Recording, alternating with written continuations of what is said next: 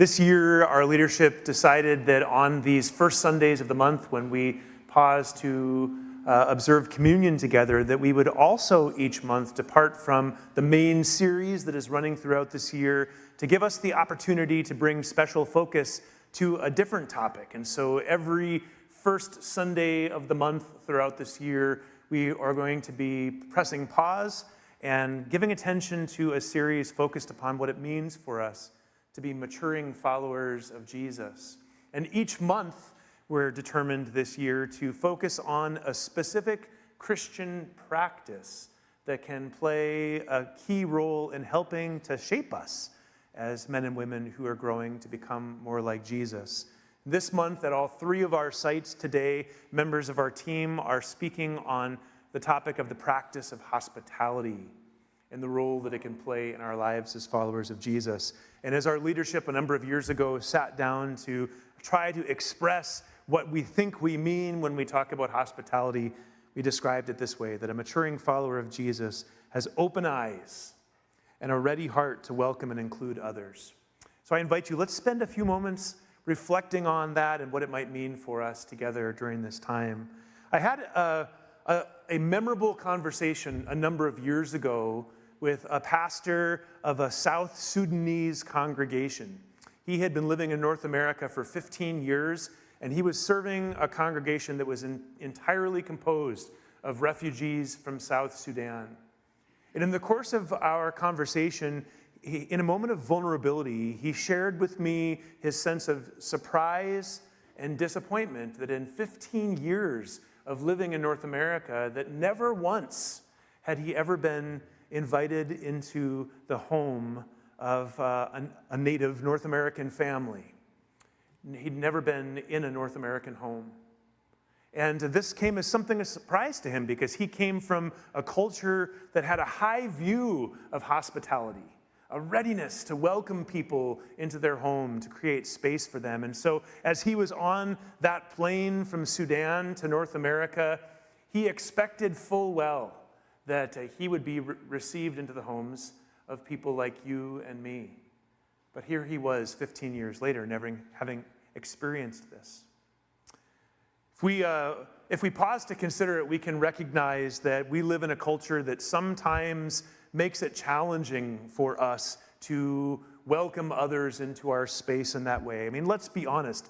We all have busy lives. And sometimes just simply finding a sliver in the calendar to get together with other people can be challenging. Some of us live in spaces that have been shaped for only a couple of bodies, or that have been shaped for privacy. My years in California, people didn't really receive one another into their homes very much. If you were going to get together with someone else, you'd meet up in a restaurant somewhere. That's just the way the culture worked. So we can recognize that there are these dynamics within our culture that in some ways keep us and discourage us from welcoming others into our space. But if we pull back from that and kind of assess where we are today as 21st century North American people from a broader perspective, we can recognize that we exist in a cultural space today where more and more our experience of life is characterized by alienation from others. Social scientists track for us that as our society becomes increasingly connected, that we become increasingly disconnected from other people. And that more and more we find ourselves existing in these virtual echo chambers where we surround ourselves with voices very much like our own. In the midst of that kind of environment, it just seems as though strangers keep getting stranger in our experience of them. And far from being an environment of hospitality, at times this feels more like an environment of hostility that really makes it difficult for us to be the kind of people who know how to invite those who perhaps aren't like us into our space, and how to receive them. Interestingly, even though the ancient world was a world kind of like South Sudan that had a high view of hospitality, the kind of challenges I'm describing weren't entirely foreign or unfamiliar in the biblical world. The average person growing up in a small village in Palestine in the ancient world would have had a daily life that was deeply shaped by a sense of tribalism, a keen awareness of us and them. We see this, for example, in the passage that Evelyn read for us just moments ago from Leviticus 19:34, where the Lord is giving this instruction about the foreigner to the people of Israel. The foreigner residing among you must be treated as your native born. Love them as yourself, for you were foreigners in Egypt. I am the Lord your God. The Lord is giving this instruction to the people of Israel because he is keenly aware that the world that the ancient people of Israel occupied was a world of hostility, a world in which they needed to be provided explicit instruction to be on the lookout for and receive the foreigner. And then as we move forward in time to the era of the New Testament, as the Apostle Paul is carrying out his ministry in the first century, he, in Ephesians chapter 2, as he's describing the work of Jesus among different people groups, he makes reference to the dividing walls of hostility that separated one people group from another. And in many places, those dividing walls of hostility weren't just a metaphor, but they were literal. For example, if we look to the city of Antioch, which the book of Acts tells us played a really strategic role in the early development of the Jesus movement, that it was in fact there in Antioch where the followers of Jesus were first referred to as Christians, that this ancient city actually was structured with 8 ethnic enclaves that were separated from one another by walls that had been constructed to keep people out of one another's space and to protect them from one another. Because the assumption was that they couldn't exist peaceably together. So there were literal dividing walls of hostility within that city. So the ancient world we see was also an environment of hostility where even though they had a value of hospitality, that people weren't always great at making space for one another and receiving one another. So as we pause and think about the experience of God's people in ancient times, as we think about our experience in the kind of world in which we live today, makes me pause and wonder, how are followers of Jesus like you and me meant to fit into an environment like that? How do we carry ourselves? How do we distinguish ourselves as followers of Jesus? And I believe this practice of hospitality that we're having a look at together today can give us some powerful hints about what that might mean for us. Hospitality. What comes to mind for you when you hear that word? Now, maybe there are some in this room who are actually working in the hospitality industry today. You're serving tables, or you are the friendly face there behind the counter when someone comes to check in as a newly arrived hotel guest. Some of us are hospitality professionals. Maybe it brings to mind images of those people among us who are particularly gifted at preparing their homes and inviting us in to enjoy an evening and a nice meal together. And there are some among us who, I'll tell you, are all-stars at that. They're really talented at that. Some of us might look at that and say, well, clearly some people have the resources for that. Some people are gifted for that, but that's just simply not me. And so we might say, well, hospitality is not even my thing. Or maybe it's just something where some people excel at this, and there are clear winners and losers in the hospitality game. But here again, I'd like to encourage us maybe to broaden our thinking a little bit. While hospitality can mean those things, what happens if we consider that it might invite us into something more than those things that I've just described? A really important quote for me comes from Henry Nouwen as he writes about hospitality. He says, "Hospitality means primarily the creation of a free space where the stranger can enter and become a friend instead of an enemy. Hospitality is not to change people, but to offer them space where change can take place. I think that's a powerful word, that hospitality is not primarily, he says, about how we set the table or how we position the towels in the bathroom, but it's about the kind of space that we create in our lives for the life of another, to welcome them, to receive them. As we have articulated it here at Central, the maturing follower of Jesus has open eyes and ready heart to welcome and to include others. And what I find particularly powerful and encouraging about this way of describing hospitality, as Nouwen describes it, is that yes, this is a space that we can create in our homes for other people, but this is also a space that we can create for our neighbor when we encounter them in our front yard, or we can create this kind of space for a person as we're looking across the table at them over brunch at Albert's.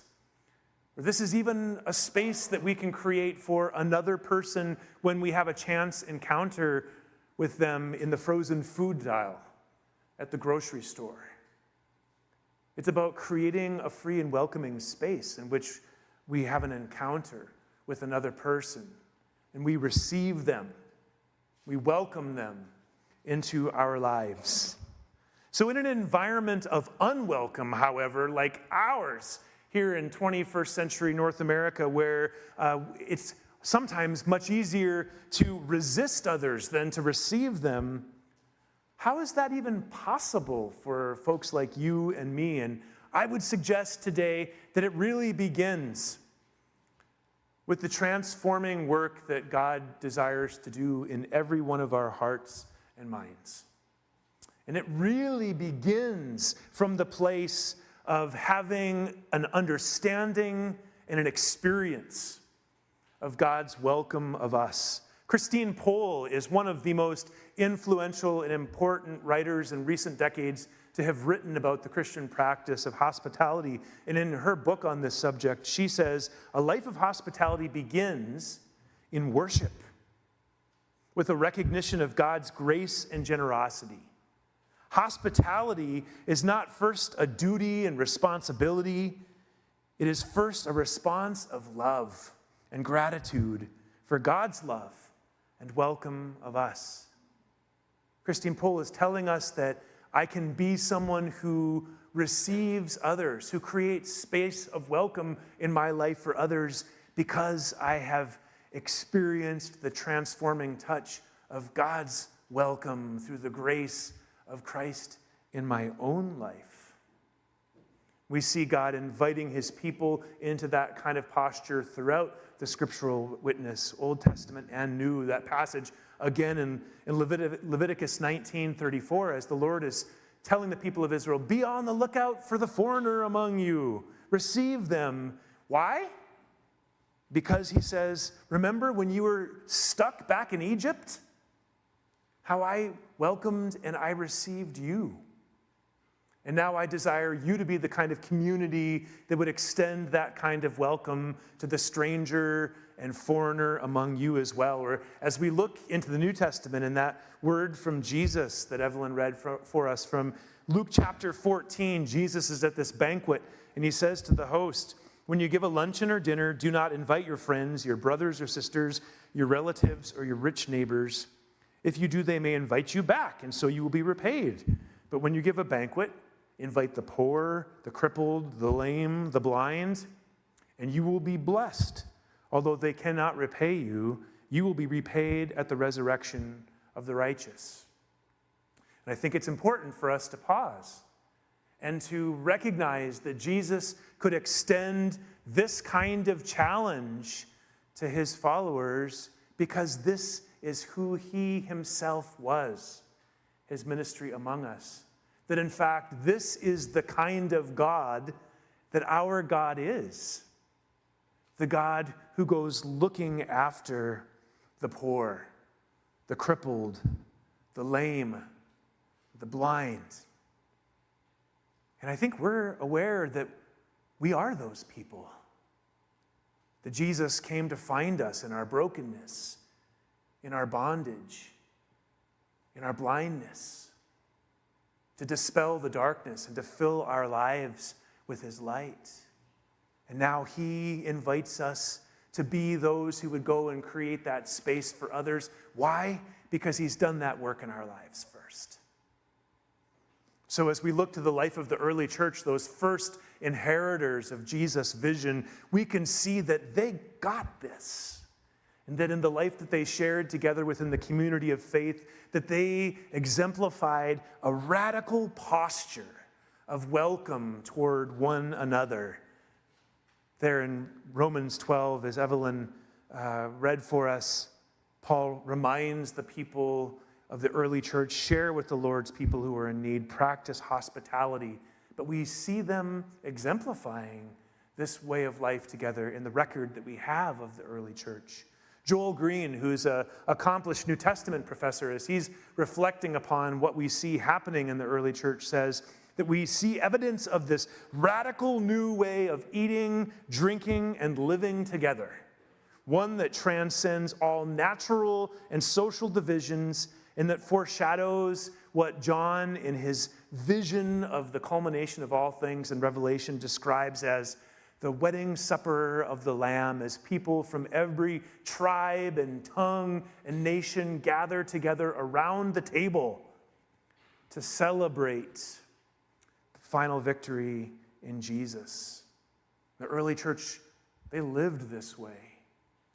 Those dividing walls of hostility, they chose to live together in ways that broke down those divisions that separated them from one another, and they entered one another's space. They received one another.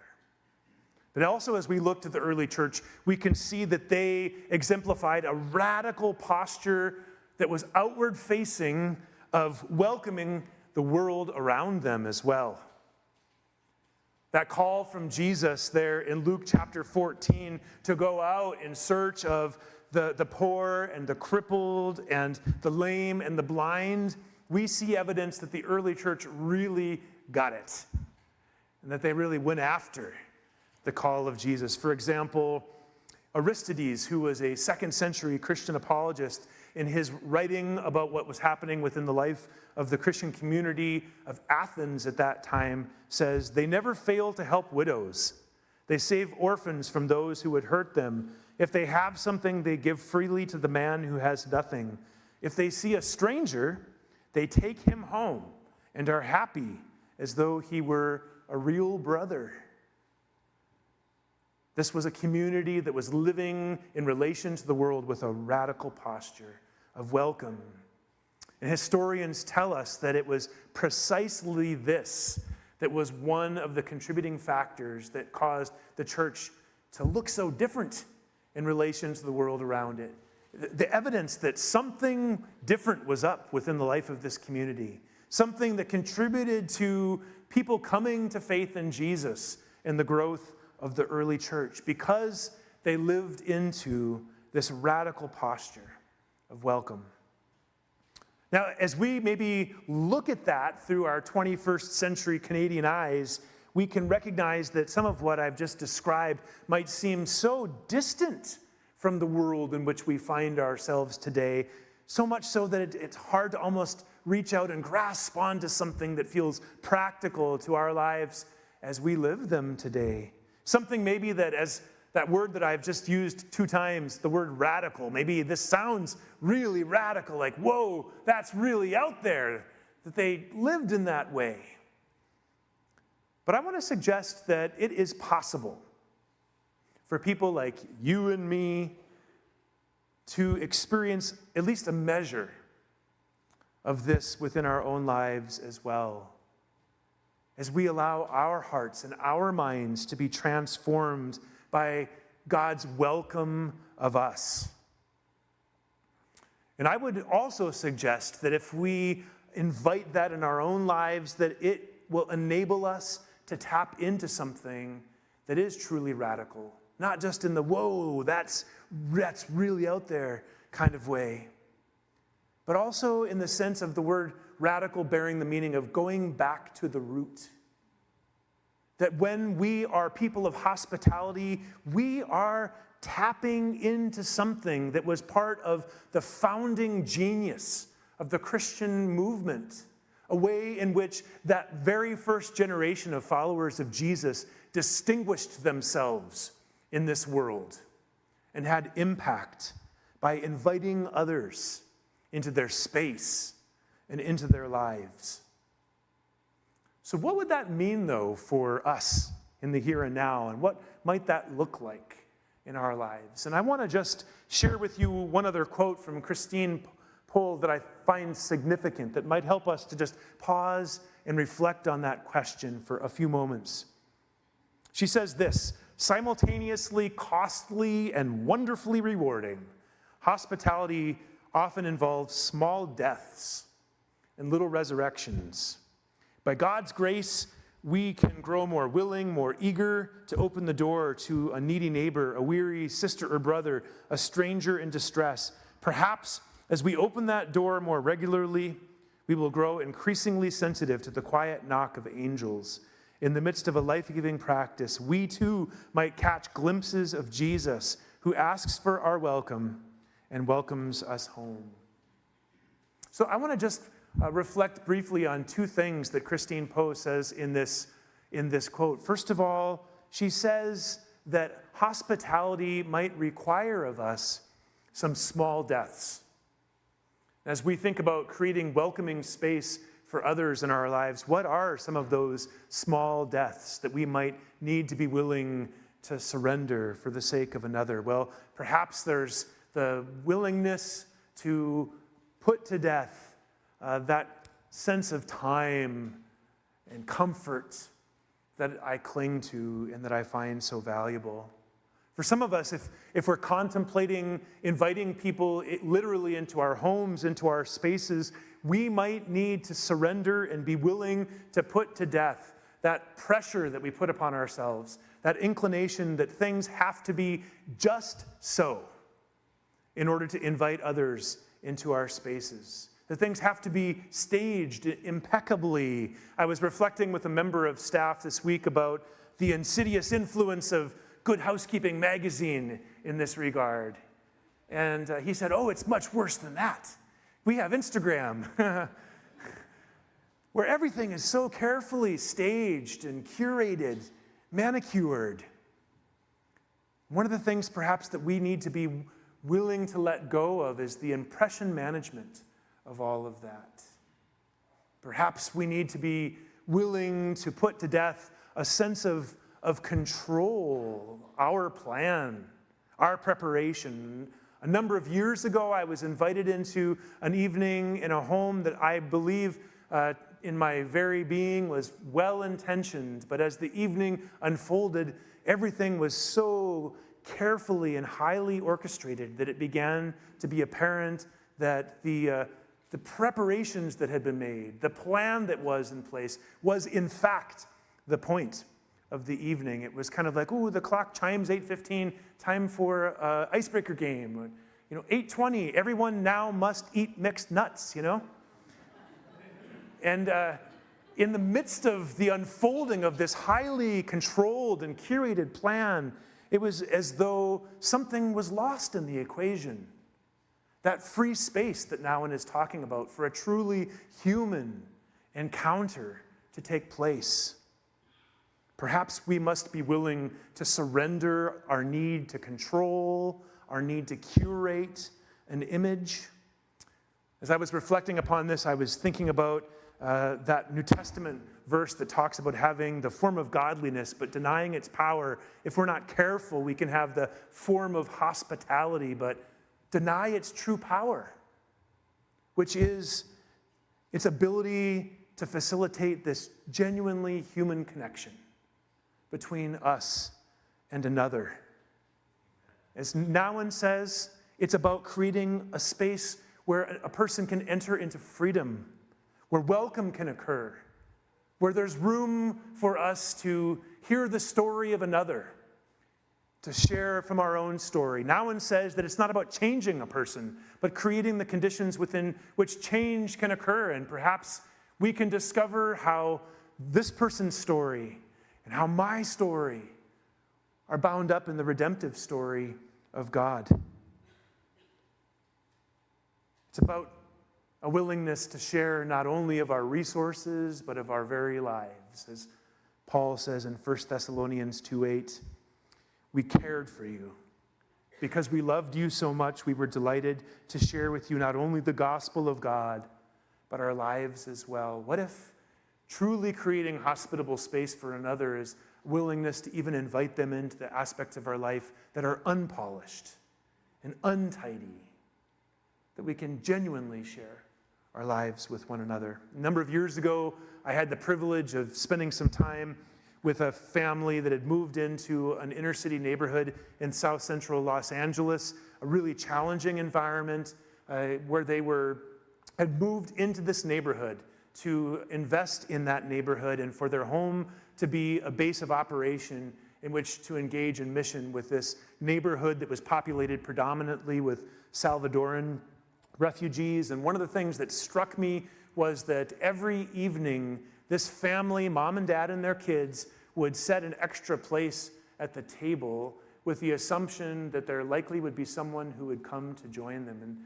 And they had an open door policy. And it was just a way in which they chose to express hospitality and a willingness to share their very lives with their neighborhood. And I was struck by the model of hospitality that I saw in them.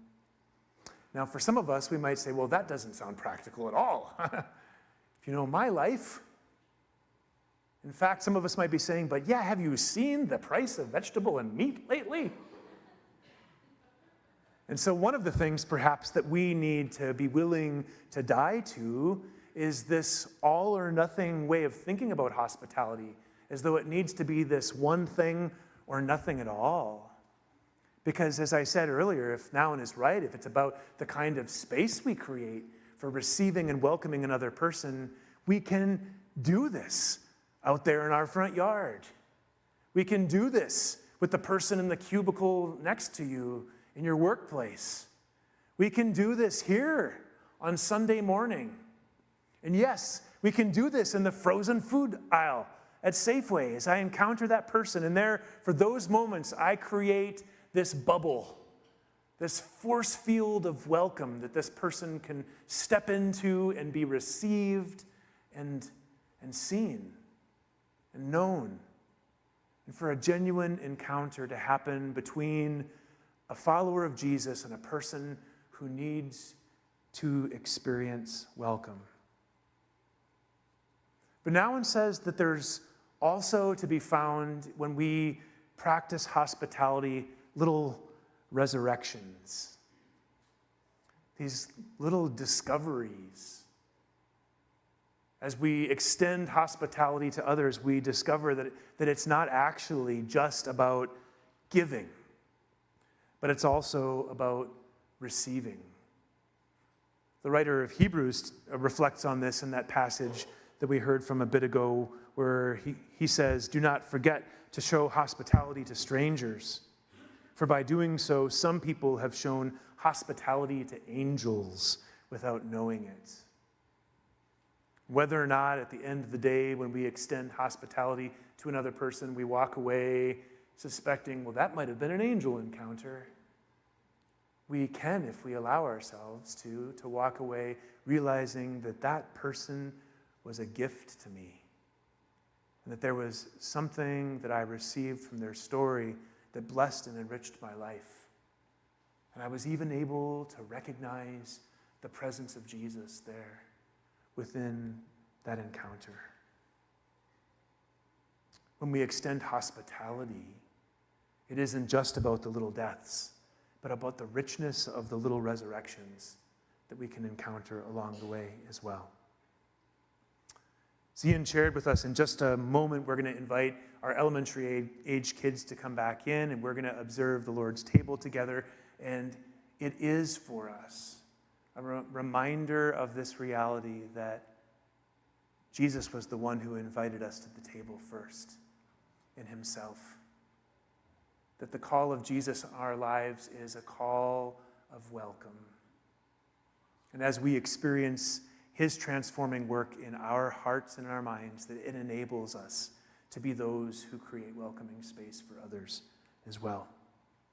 So as we prepare to transition to the table, I do want to just leave you with these on-ramps, some questions today for us to ponder and in the days ahead. First of all, are there changes that need to occur within your heart and within your mind to enable you to become a more truly welcoming person? Secondly, what accessible steps could you take to provide welcoming space for another person, even if those are baby steps that you might take today? And thirdly, who comes to mind as someone for whom you could create welcoming space? Let's pray. Jesus, we do thank you that you were willing to go to such great lengths, going to the cross, to create the opportunity to overcome the distance between ourselves and you, to welcome us to your very self. We thank you because of this transforming work that you're doing, that you also make it possible to lessen the distance between us, that we can be people who welcome and receive one another. We invite you, would you continue to help us to discover the welcome of your grace in our own lives. Transform us in heart and mind, we pray. In Jesus' name, amen.